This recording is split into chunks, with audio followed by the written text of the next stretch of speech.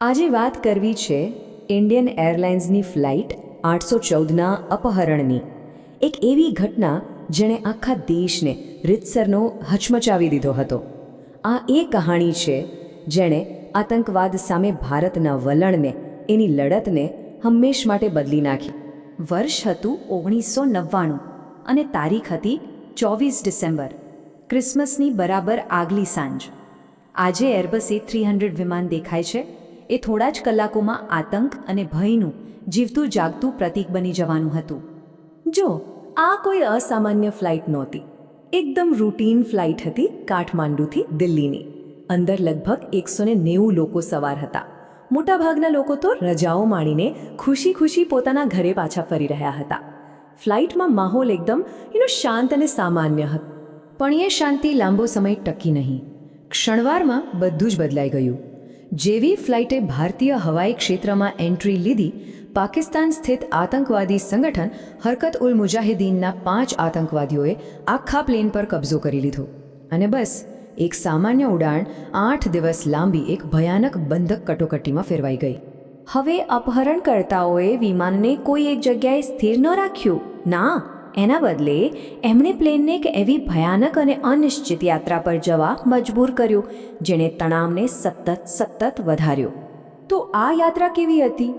જો, વિમાન કાઠમંડુથી ઉપડ્યું અને સીધું આવ્યું અમૃતસર. ત્યાંથી એને લાહોર લઈ જવામાં આવ્યું, જ્યાં પહેલાં તો લેન્ડિંગની પરવાનગી જ ન મળી. પછી પ્લેન પહોંચ્યું દુબઈ, જ્યાં કેટલાક નસીબદાર મુસાફરોને છોડવામાં આવ્યા. અને અંતે આ ભયાનક યાત્રાનું છેલ્લું અને સૌથી લાંબુ સ્ટોપ હતું અફઘાનિસ્તાનનું કંધાર. અમૃતસરમાં એ 48 મિનિટમાં તણાવ એકદમ ચરમસીમાએ પહોંચી ગયો હતો. ભારતીય અધિકારીઓએ પ્લેનને રોકવા માટે રનવે બ્લોક કરવાનો પ્રયાસ કર્યો હતો, પણ એ પ્લાન નિષ્ફળ ગયો. આનાથી આતંકવાદીઓ ગભરાઈ ગયા અને એમણે પાયલટ પર દબાણ કર્યું કે પ્લેન તરત જ ઉડાવે. કહી શકાય એક બહુ મોટી તક હાથમાંથી જતી રહી. અને જ્યારે પ્લેન અમૃતસરથી ફરી ટેક ઓફ કરી રહ્યું હતું, ત્યારે કેપ્ટન દેવી શરણે એર ટ્રાફિક કંટ્રોલને એક સંદેશો મોકલ્યો જે આજે પણ રૂવાડા ઊભા કરી દે છે. એમણે કહ્યું, અમે બધા મરી રહ્યા છીએ. બસ આટલા શબ્દો કોકપિટની અંદરની લાચારી અને ભયનો ચિતાર આપવા માટે પૂરતા હતા. અને આ આખી ભયાનક યાત્રાની એક માનવ કિંમત પણ ચૂકવવી પડી. આ આંકડો છે એક મુસાફરનો, રૂપેન કટિયાલ. આતંકવાદીઓએ એમની નિર્દયતાથી હત્યા કરી હતી અને એમના મૃતદેહને દુબઈમાં પ્લેનમાંથી બહાર ફેંકી દીધો હતો, ફક્ત દહેશત ફેલાવવા માટે. તો પ્લેન હવે કંધારમાં લેન્ડ થયું હતું. અને એ સમયે કંધાર કોના નિયંત્રણમાં હતું? તાલિબાનના. બસ આ સાથે જ આખી કટોકટીએ એક નવો અને કદાચ સૌથી જ જટિલ વળાંક લીધો.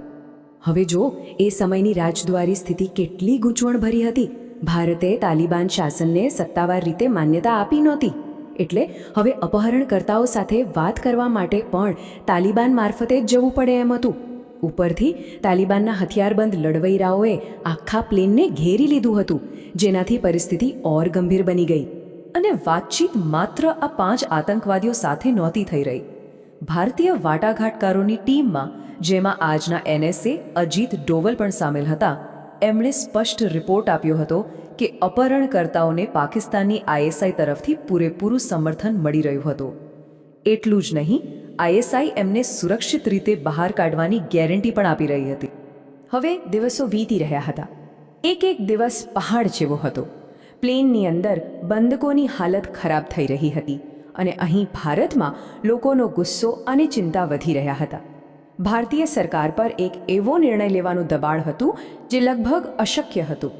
તો આતંકવાદીઓ શું માંગી રહ્યા હતા? શરૂઆતમાં તો એમની ડિમાન્ડ બહુ મોટી હતી. 36 આતંકવાદીઓને છોડો અને ઉપરથી $200 મિલિયન પણ આપો. પણ ઘણી લાંબી અને તણાવભરી વાટાઘાટો પછી આખરે સોદો 3 કુખ્યાત આતંકવાદીઓને છોડવા પર નક્કી થયો. અને એ 3 કેદીઓ કોણ હતા? પહેલા હતા મસૂદ અઝહર, બીજા અહમદ ઓમર સઈદ શેખ અને ત્રીજા મોશ્તાક અહમદ ઝરગર. આ 3 એવા આતંકવાદીઓ હતા જેમના પર ડઝનેક હત્યાઓ અને અપહરણ જેવા ગંભીર આરોપો હતા. અને એમના બદલામાં 178 બંધકોની જિંદગી હતી. આખરે એ દિવસ આવ્યો, 31 ડિસેમ્બર 1999, નવા વર્ષની બરાબર આગલી સાંજ. 8 દિવસથી ચાલી રહેલી એ ભયાનકતાનો અંત આવ્યો. બધા જ બંદૂકોને મુક્ત કરવામાં આવ્યા. તેઓ હેમખેમ પોતાના પરિવાર પાસે પાછા ફર્યા અને એના બદલામાં ભારતે ભારે હૈયે એ 3 આતંકવાદીઓને સોંપી દીધા. પણ શું અહીં કહાણી પૂરી થઈ ગઈ? ના, બિલકુલ નહીં. હકીકતમાં અસલી કહાણી તો હવે શરૂ થવાની હતી. બંધકોના બદલામાં આતંકવાદીઓને છોડવાનો જે નિર્ણય લેવાયો એના પરિણામો બહુ જ ગંભીર અને લાંબા ગાળાના હતા. આ સોદાનું સૌથી મોટું અને કદાચ સૌથી વિવાદાસ્પદ પાસું શું હતું ખબર છે? કે પેલા અપહરણકર્તાઓ અને ભારતે છોડેલા 3 આતંકવાદીઓ, એમને સજા તો ન જ થઈ, પણ તાલિબાને એમને પાકિસ્તાન બોર્ડર સુધી સુરક્ષિત રીતે પહોંચાડી દીધા. મતલબ કે એ બધા જ કાયદાની પકડમાંથી સાફ બચી ગયા. અને આ નિર્ણયનો જે વારસો મળ્યો એ ખરેખર ખૂબ જ ઘાતક હતો. કારણ કે જે આતંકવાદીઓને છોડવામાં આવ્યા હતા એમના નામ પાછળથી ક્યાં જોડાયા. 2001નો સંસદ પરનો હુમલો, પત્રકાર ડેનિયલ પર્લની ક્રૂર હત્યા, 2016નો પઠાણકોટ એટેક અને 2019નો પુલવામા હુમલો. આ બધા પાછળ ક્યાંક ને ક્યાંક આ છોડવામાં આવેલા આતંકવાદીઓનો જ હાથ હતો. અને સૌથી મોટો ફટકો તો ત્યારે લાગ્યો જ્યારે છોડવામાં આવેલા મસૂદ અઝહરે જેલમાંથી બહાર નીકળ્યાના તરત બાદ જ 2000ની સાલમાં જૈશ-એ-મોહમ્મદ નામનું એક નવું જ આતંકવાદી સંગઠન બનાવ્યું. અને આ એ જ સંગઠન છે જેણે પછી ભારતમાં અસંખ્ય મોટા હુમલા કર્યા.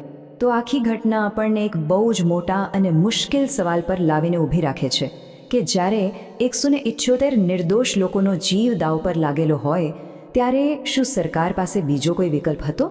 શું એ નિર્ણય સાચો હતો કે ખોટો? આ એક એવી નૈતિક અને વ્યૂહાત્મક મૂંઝવણ છે જેનો જવાબ કદાચ આજે પણ શોધાઈ રહ્યો છે.